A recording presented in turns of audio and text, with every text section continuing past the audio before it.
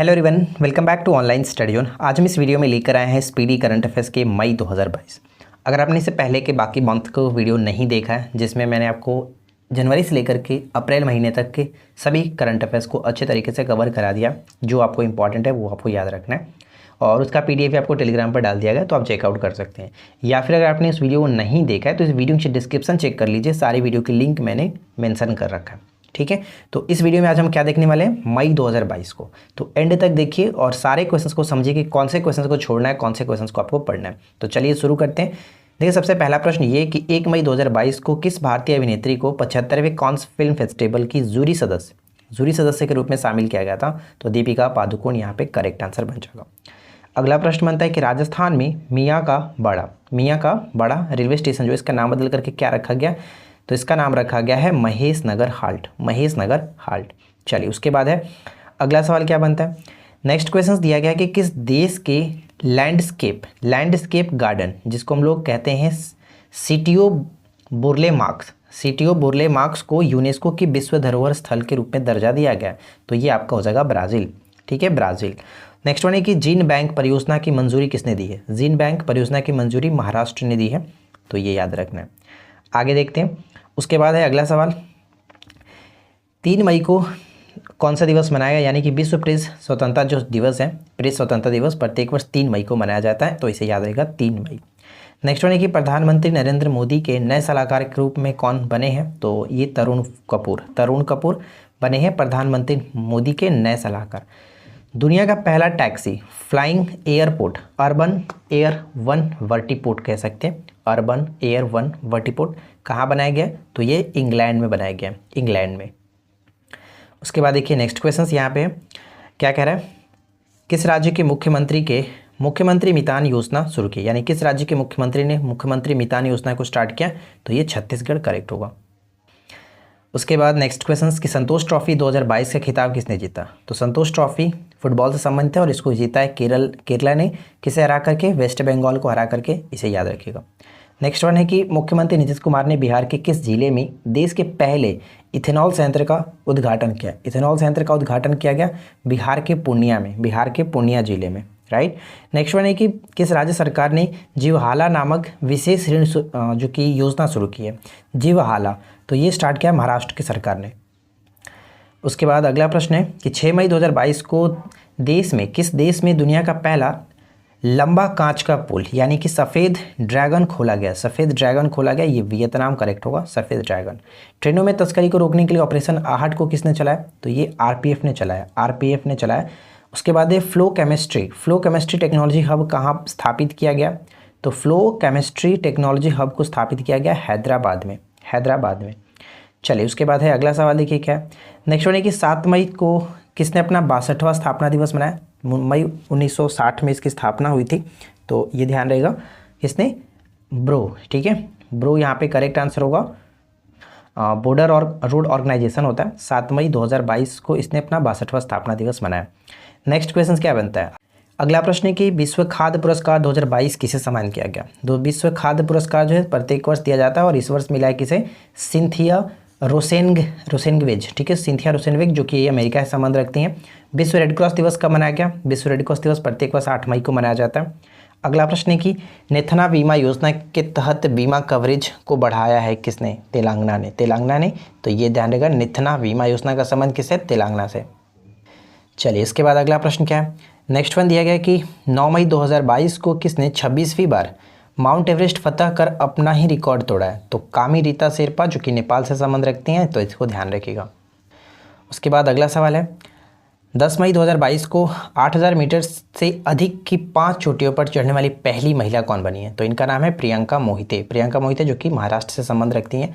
किस राज्य की सरकार ने मुख्यमंत्री मुफ्त शिविर कनेक्शन योजना शुरू की है?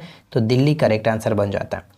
भारत के पहले बायोगैस संचालित EV यानी कि इलेक्ट्रिकल व्हीकल जो कि चार्जिंग स्टेशन का उद्घाटन किया। तो यहाँ पे ध्यान रखना है कि बायोगैस संचालित है, ये बायोगैस संचालित मुंबई में।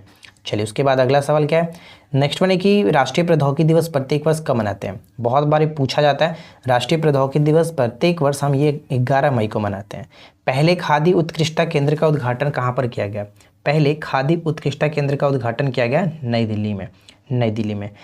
कहाँ पर एक क्रॉसिंग का नाम लता मंगेशकर के नाम पर रखा गया? तो ये अयोध्या में रखा गया, इसे याद रखिएगा, अयोध्या में। नेक्स्ट वन कि किस राज्य ने लाडली लक्ष्मी योजना 2.0 लाडली लक्ष्मी योजना 2.0 को लॉन्च किया? तो ये आपका मध्य प्रदेश। मध्य प्रदेश। बताइए कि किन 4 भारतीयों ने जो कि फीचर फोटोग्राफी श्रेणी में पुलित्जर पुरस्कार 2022 जीता है? तो पुलित्जर पुरस्कार 2022 जीता है किसने? तो दानिश सिद्दीकी, मरणोपरांत इनको मिला, ध्यान रखा, दानिश सिद्दीकी को मरणोपरांत, अदनान आबिदी और सना इरशाद मट्टू और अमित दबे, ये सभी को आपको याद रखना है और इसमें सबसे इंपॉर्टेंट दानिश सिद्दीकी हो जाएंगे। उसके बाद अगला सवाल क्या है? नेक्स्ट प्रश्न बनता है भारतीय वास्तुकार को प्रतिष्ठित रॉयल गोल्डन मेडल 2022 से सम्मानित किया गया? तो बालकृष्ण दोषी। रॉयल गोल्ड मेडल जो है वो किस क्षेत्र में दिया था? तो ये आर्किटेक्ट्स के क्षेत्र में दिया था, ये याद रखिएगा, बालकृष्ण दोषी करेक्ट होगा। अगला सवाल क्या बनता है कि भारत के मुख्य जो चुनाव आयुक्त हैं वो कौन बने हैं? मुख्य चुनाव आयुक्त राजीव कुमार बने। नेक्स्ट वन कि विशेष जो कि बांग्ला अकादमी पुरस्कार से किसे सम्मानित किया गया? विशेष बांग्ला अकादमी पुरस्कार सम्मानित किया गया ममता बनर्जी को। किस राज्य के कई हिस्सों में जो कि टमाटर फ्लू का मामला दर्ज किया गया? केरल। जो कि टमाटो फ्लू ये आपका केरल में। नेक्स्ट वन है कि चारा बिजाई योजना का संबंध किस राज्य से है? तो हरियाणा से। आगे बढ़ने से पहले मैं आप लोगों से एक छोटा सा रिक्वेस्ट करूंगा कि अगर आपको ये वीडियो पसंद आए तो प्लीज़ वीडियो को लाइक करिए, दोस्तों के साथ शेयर करिए और चैनल पे पहली बार आए तो चैनल को सब्सक्राइब कर लीजिए, नोटिफिकेशन बेल आइकन को ऑल पे सेट करिए ताकि आपको रोजाना वीडियो की नोटिफिकेशन मिलती रहे। और अगर आपने इससे पहले के बाकी के मंथ को नहीं देखा है तो ज़रूर चेकआउट कर लीजिएगा, इस वीडियो के डिस्क्रिप्शन में लिंक दिया गया। ठीक है, चलिए आगे बढ़ते हैं और अगला सवाल क्या बनता है? नेक्स्ट प्रश्न है कि त्रिशूर पूरम महोत्सव 2022 कहाँ मनाया गया? तो ये केरल में मनाया गया। त्रिशूर पूरम महोत्सव 2022 केरल में मनाया गया। श्रीलंका के नए प्रधानमंत्री कौन बने? रानिल विक्रमसिंघे। टेम्पल्टन पुरस्कार 2022 किसने जीता है? तो फ्रैंक जो कि विल्जेक है, फ्रैंक विल्जेक। टेम्पल्टन से याद रख लीजिए, फ्रैंक, टेम्पल में जब भी हम जाते हैं तो एकदम फ्रैंक होकर के जाते हैं, तो बस याद रखिए टेम्पल्टन फ्रैंक, राइट। उसके बाद नेक्स्ट वन क्या है कि देश में बने विश्व के सबसे बड़े ग्लास बॉटम ब्रिज जो कि बाख लॉन्ग पैदल पुल खोला गया कहाँ पर? वियतनाम में। सफ़ेद ड्रैगन ऊपर हमने देखा था, तो वियतनाम में। सबसे लंबा सस्पेंशन फुट ब्रिज, दुनिया का सबसे लंबा सस्पेंशन फुट ब्रिज कहाँ खोला गया? तो चेक रिपब्लिक में खोला गया, चेक रिपब्लिक में। उसके बाद अगला प्रश्न बनता है आपका, देखिए क्या है, उत्कर्ष समारोह आयोजित किया कहाँ पर? गुजरात में। उत्कर्ष समारोह आपका आयोजित किया गया गुजरात में, राइट। अगला प्रश्न, महिला हॉकी एशिया कप 2022 किसने जीता है? महिला हॉकी एशिया कप 2022 का खिताब जीता है जापान ने, किसे हराकर? साउथ कोरिया को हरा करके। नेक्स्ट वन क्या है, और इसमें जो कि भारत ने कांस्य पदक जीता था चाइना को हरा करके। देखिए अगला प्रश्न क्या है कि केंद्रीय मंत्रालय ने भारत टैप पहल की शुरुआत की है, किससे संबंधित है? किस मंत्रालय ने इसको स्टार्ट किया? आवास एवं शहरी मामलों के मंत्रालय ने भारत टैप पहल की स्टार्टिंग की है। उसके बाद आगे देखते हैं, नेक्स्ट प्रश्न बनता है human rated HS-200 solid rocket booster का सफलतापूर्वक परीक्षण किया किसने? इसरो ने। Human rated HS-200 solid rocket booster का सफलतापूर्वक परीक्षण किया इसरो ने। उसके बाद नेक्स्ट बनता है कि बालिका सशक्तिकरण मिशन की शुरुआत किसने की है? तो NTPC ने स्टार्ट किया, इसे याद रखिएगा। NTPC ने। पहली बार थॉमस कप को किसने जीता है? थॉमस कप को पहली बार भारत ने जीता है, किसे हराकर? इंडोनेशिया को हरा करके। नेक्स्ट वन है कि हैदराबाद में राष्ट्रीय साइबर फॉरेंसिक प्रयोगशाला को स्टार्ट किया किसने? अमित शाह ने। इसका उद्घाटन किया अमित शाह ने। आगे देखते हैं, नेक्स्ट वन ध्यान रखिएगा, 16 मई को प्रत्येक वर्ष अंतर्राष्ट्रीय प्रकाश दिवस के रूप में मनाया जाता है, सिक्किम दिवस के रूप में मनाया जाता है। रामगढ़ विषधारी टाइगर रिजर्व को राज्य का चौथा और देश का 52वां टाइगर रिजर्व घोषित किया कहाँ पर? राजस्थान में। ई अधिगम योजना स्टार्ट किया कहाँ पर? हरियाणा में। ई अधिगम योजना हरियाणा में। नेक्स्ट वन है कि national data and analytic platform launch किया किसने? नीति आयोग ने लॉन्च किया, तो इसे ध्यान रखिएगा। उसके बाद नेक्स्ट क्वेश्चंस कि विश्व संचार दिवस प्रत्येक वर्ष कब मनाते हैं? तो विश्व संचार दिवस प्रत्येक वर्ष मनाया जाता है 17 मई को। ये बहुत इंपॉर्टेंट है फ्रेंड्स, कई बार पूछा जाता है, तो इसे याद रखना है। नेक्स्ट वन है कि उबेर कप किसने जीता? 2022 में उबेर कप किसने जीता? दक्षिण कोरिया ने। किसे हरा करके? चाइना को हरा करके जीता है, ये याद रखिएगा। अगला प्रश्न कि एलिजाबेथ बॉर्न जो है वो किस देश की प्रधानमंत्री बनी है? एलिजाबेथ बॉर्न किस देश की प्रधानमंत्री बनी है? फ्रांस की प्रधानमंत्री बनी है। 2 स्वदेश निर्मित 2 युद्धपोत सूरत और उदयगिरी भारतीय सेना में शामिल किया किसने? रक्षा मंत्री राजनाथ सिंह ने। रक्षा मंत्री राजनाथ सिंह ने। पूछा सकता है कि हाल ही में चर्चा में रहा सूरत और उदयगिरी क्या है, तो ये इस स्वदेश निर्मित 2 युद्धपोत हैं, राइट।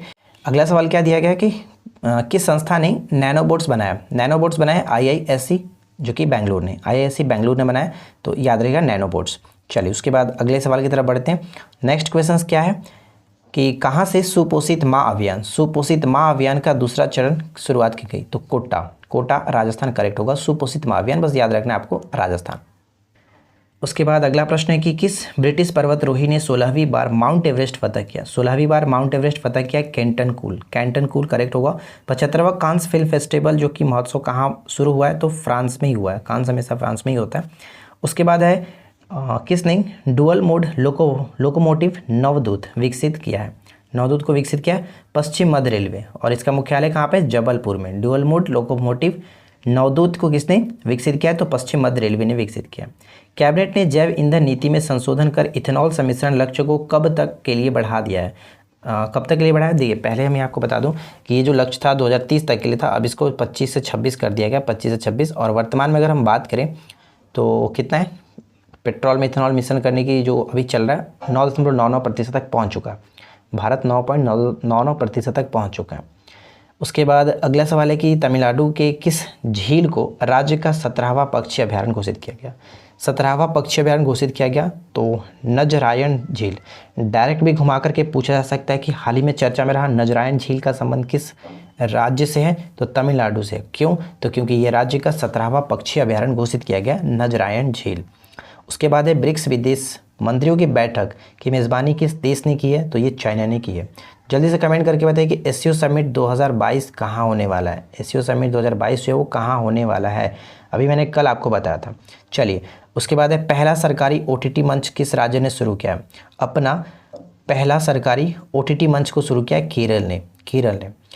अगला प्रश्न है कि टेस्ट मैच में 5000 रन बनाने वाले पहले बांग्लादेशी बल्लेबाज कौन बने? 5000 रन बनाने वाले पहले बांग्लादेशी बल्लेबाज कौन बने हैं? मुशीफिकुर रहीम, तो ये याद रखिएगा। अगला प्रश्न है कि आतंकवाद विरोधी दिवस कब मनाते हैं? प्रत्येक वर्ष 21 मई को मनाया था आतंकवाद विरोधी दिवस। नेचीफू सुरंग कहाँ स्थित है? नेचीफू सुरंग हाल ही में चर्चा में रहा और ये आपका अरुणाचल प्रदेश में पड़ता है, तो इसे याद रहेगा अरुणाचल प्रदेश। नेक्स्ट प्रश्न क्या है? एंथनी अल्बनीज किस देश के प्रधानमंत्री बने हैं? एंथनी अल्बनीज जो कि ऑस्ट्रेलिया के प्रधानमंत्री बने हुए। अगला प्रश्न है कि सूचना अनुसार किस राज्य ने 100% विद्युतीकरण लक्ष्य हासिल किया? 100% विद्युतीकरण का लक्ष्य हासिल किया किसने? गोवा ने जो कि इसको हासिल किया लक्ष्य को। और गोवा में मैंने क्या बताया था? एथेनॉल जो म्यूजियम है गोवा में ही बनाया जा रहा है और रेबीज से मुक्त होने वाला पहला ऐसा राज्य बन चुका है गोवा। चलिए उसके बाद अगला सवाल है कि विश्व आर्थिक मंच की वार्षिक बैठक कहाँ शुरू हुई? विश्व आर्थिक मंच की वार्षिक बैठक दावोस स्विट्जरलैंड में शुरू हुआ। नेशनल जियोग्राफिकल सोसाइटी ने किस हिमालय पर विश्व का सबसे ऊंचा मौसम स्टेशन स्थापित किया है? तो माउंट एवरेस्ट। ठीक है। चलिए उसके बाद क्या है? अगला सवाल है कि इन्फोसिस का MD और CEO कौन बने हैं? इन्फोसिस का MD और CEO बने हैं सलील पारेख। ठीक है, इन्फोसिस का MD और CEO सलील पारेख। 12वीं हॉकी इंडिया सीनियर महिला राष्ट्रीय चैंपियनशिप का खिताब किसने जीता? तो उड़ीसा ने जीता है कर्नाटक को हरा करके। ध्यान रखिए यहाँ पे सीनियर की बात की जाए, सीनियर में उड़ीसा ने कर्नाटक को हरा करके जीता है।